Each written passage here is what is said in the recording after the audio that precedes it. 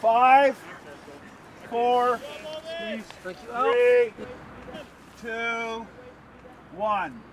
Crouch, touch, set! Hey everybody, this is Alex Goff from RugbyMag.com welcoming you to the third edition of This Week in Rugby. And this week we're talking playoffs, an awful lot of playoffs. We're going to look back at the weekend of April 27th and 28th and the playoffs for college and a little bit for club. And then we'll look ahead to what that means for the weekend of May 4th and 5th, along with a little bit about the Eagles camp and the Eagles 7. So let's get right to it. We're talking club rugby. And let's have a look at the round of 32 for Division I club. Now, you know how we feel about the round of 32. There really aren't 32 playoff caliber teams. I don't even know if there are 16 playoff caliber teams. But nonetheless, we've got a round of 32. We don't even have 32 teams in it because some teams weren't able to be there. The South got in trouble, things like that. What's funny about it, in a way, is this week we had just half of it on the East Coast, eastern half of the United States, and you have one of the healthiest regions, which is competitive region for Northeast against the Mid-Atlantic. A lot of close games, a lot of very competitive games, probably your most competitive 8, 1 through 8. And let's have a look at that bracket, and you see that there was a really close game with Boston going up against the Maryland Exiles, and then Old Blue also going on the road to Schuylkill River. It's the Northeast teams that won. Boston's got to be really happy they have Richie Lobb on their team because their goal kicking just got them through there 29-27. On the South versus Midwest bracket, the big surprise, of course, was New Orleans winning on the road against the Chicago Griffins. Now, the Griffins have been a long time, very solid team. New Orleans, well, it was hard to know what they'd done because of how they'd been beaten big time by Life twice in league play, but they won very well on the road, an impressive victory for them. Looking ahead to next week, we have the western half of the country, and we've all heard about probably the fact that San Francisco Golden Gate has pulled out of the playoffs, and that jumbled up the seeds in the Northern California Pacific Coast region. Essentially what happened is Old Puget Sound could not be the #1 seed even if they were the best team because of an agreement they made with the league that allowed them to play a shortened season. Because of that, Sacramento Lions moved up to the #1 seed. Down in Southern California, they didn't like that.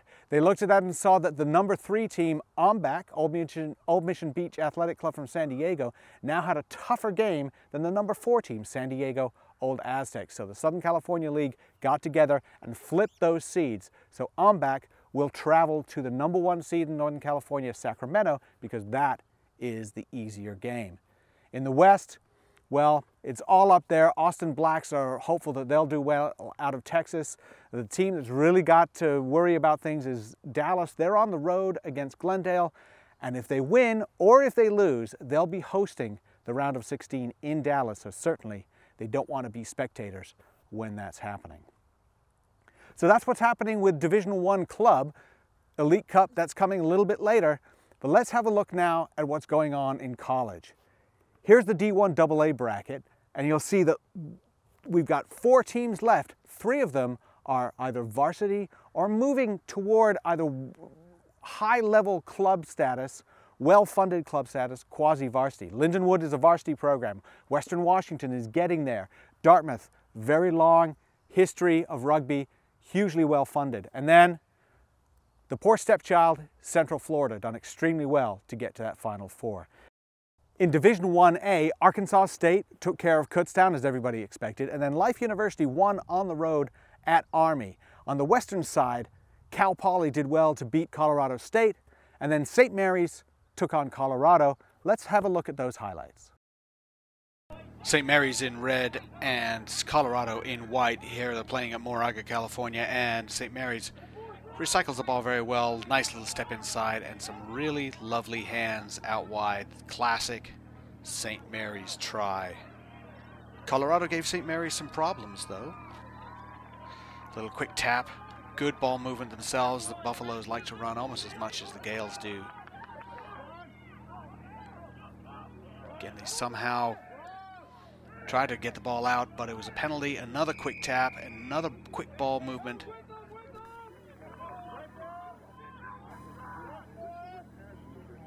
finally they dig it out, try to recycle so they can stretch that St. Mary's defense.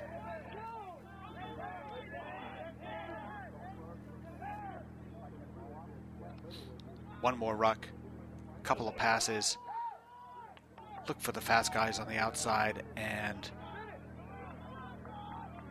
penalty once again, diving on the ball, and this time the quick tap is going to work and create a try for the Buffaloes. Good attacking opportunity for St. Mary's here with a scrum well in Colorado territory. And they move the ball, break it up the middle. That looks like Tim Maupin breaking up and outside. Terrific try for the Gales. And this game was close up until the first half. It was about 25-15 at halftime, and Colorado still had a good shot. Here they are just pounding it against the line here early in the second half. Recycle, get it up to the line again, but look at the goal line defense from St. Mary's. Seems like it's only a matter of time, though. Colorado has to work for it. Ball out of the ruck again. Try to get dive over, but it's a bit of white line fever from the Buffaloes. Wriggle, stretch, well done. Try under the post. In the end, though, too much pace, too much fitness from St. Mary's. They score 65. Breakthrough there is a typical example of what they're able to do. Offload out of the tackle, and that is a try. 65-25. St. Mary's wins. And that will set up Cal Poly against St. Mary's, as Cal Poly were impressive 40-9 winners over Colorado State. These two teams have already met once before. 42-31. St. Mary's won in that previous encounter, but it was a very tight game, and Cal Poly will be looking at a couple of soft tries they let in and thinking that perhaps they can do one better this time around. That will be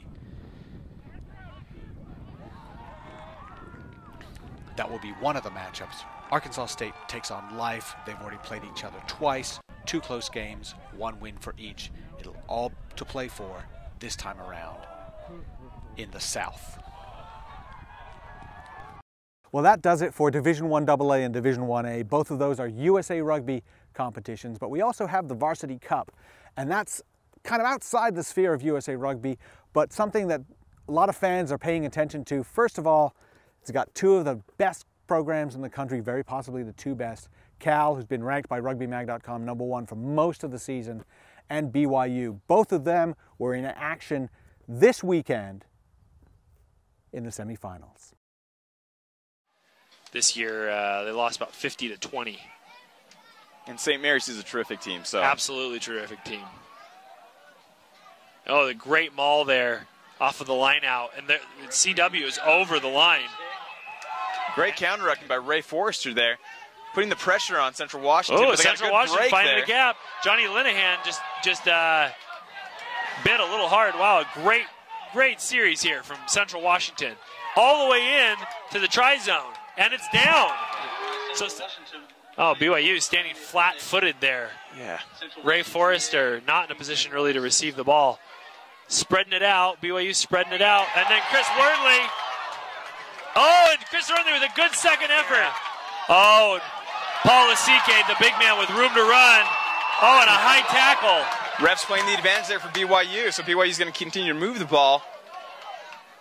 Scott Gowdy all the way across the field to receive the pass over there, like Superman. Oh, and we've got a try. Looks like a try from BYU. Oh, I didn't know if that was straight, but he's giving it to him. Oh, and a big old looping pass. Will Taylor on his feet. Will Taylor is a tall, long runner, so he's hard to bring down. Luke Mackay trying to do it himself, and he does do it himself.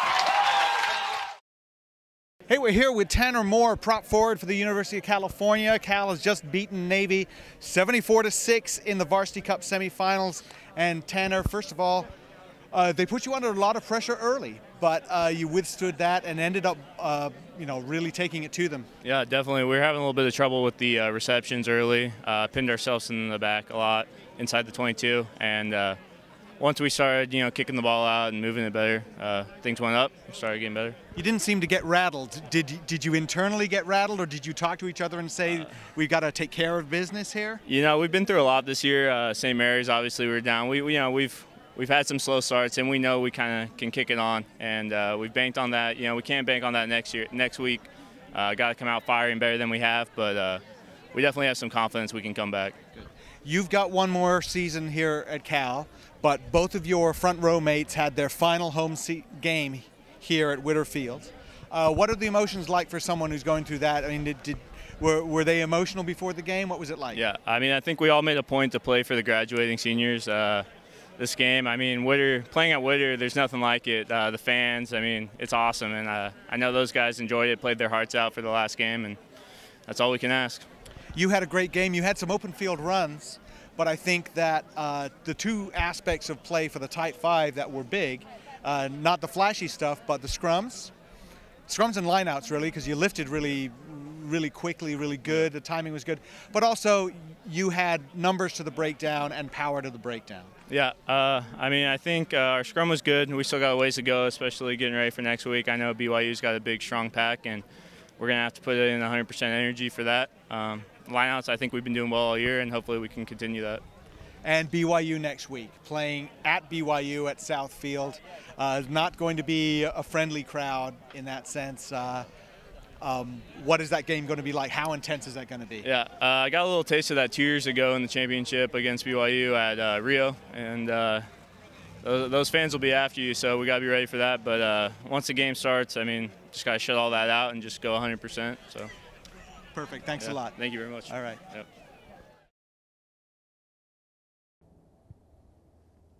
Well, some great games over the weekend, and after some of those games were done, you saw a lot of players quickly get on an airplane and fly to Marietta, Georgia, because there, USA national team head coach Mike Tolkien was holding a camp that started on the 27th and went through the first part of the week.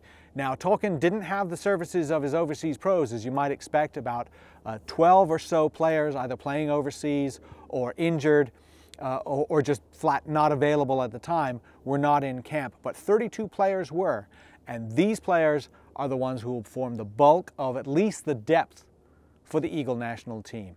And we got some messages from those who got invited. Tolkien is looking for goal kickers, people like Sean Davies, Zach Pangelinan, Andrew Siddle, a new talent coming out of Old Blue. Those players, among others, will be looking to cement their place, partly because of their goal-kicking skills. And then we saw a lot of young props. Titi Lamacitelli from the Pacific Northwest, Zach Walker, Jordan Bowie, and Nick Wallace. All of those guys are very young props, and it seemed to be very clear that Tolkien was looking for youngsters up front. Should be an interesting ramifications as to how they're going to come out of that camp with players that are of an international level, because remember, the Eagles have to field a squad, and they do have many very good starting line players. Look at Todd Clever, of course, Taku Ngwenya, Chris Wiles, Scott Lavala, but what they're looking for are backups. And are the backups just the best available, or are they more like international caliber players? That is the big question to answer. Also coming up this weekend, the USA Sevens team is already in Glasgow getting ready for the Glasgow Sevens. This is the second last of the season's tournaments on the IRB World Circuit. And the crucial thing about this one is that if the USA does not want to play in a qualifier in London, if they want to be an automatic core team for next year, then they're going to have to do better than Scotland. Scotland and the USA are tied for 12th at the moment in the standings. The number 12 team gets to be an automatic core team. Number 13 has to qualify back. So how does this work out? Well, Scotland are the host team. They can call on the support of a home crowd, and they can also call on the use of seasoned professionals who are in the country to help them out if they get an injury. For the Eagles, they have a workable, winnable bracket. They have a workable and winnable pool, but they have to start better. They have not been starting well in the first tournament of a series that has 2 tournaments in consecutive weekends. So they have to do better that way, and to do that, they'll be calling on a new face We've seen him before, but he's back on the team, and that's Blaine Scully. He's in there in place of Mike Palafau, who is not able to play on this trip. And we know that fans will want to see much more of Colin Isles. And for Isles to be the try-scoring sensation we know he can be, he's going to need to get the ball in space from players such as Folau Niua and Shalom Suniula. Well, that should do it for us for this week of This Week in Rugby. I'm Alex Goff from RugbyMag.com. We've got Zachary Halpern behind the camera. And thank you for watching, and we'll see you next week. And wait, 2, 3, and wait, 2.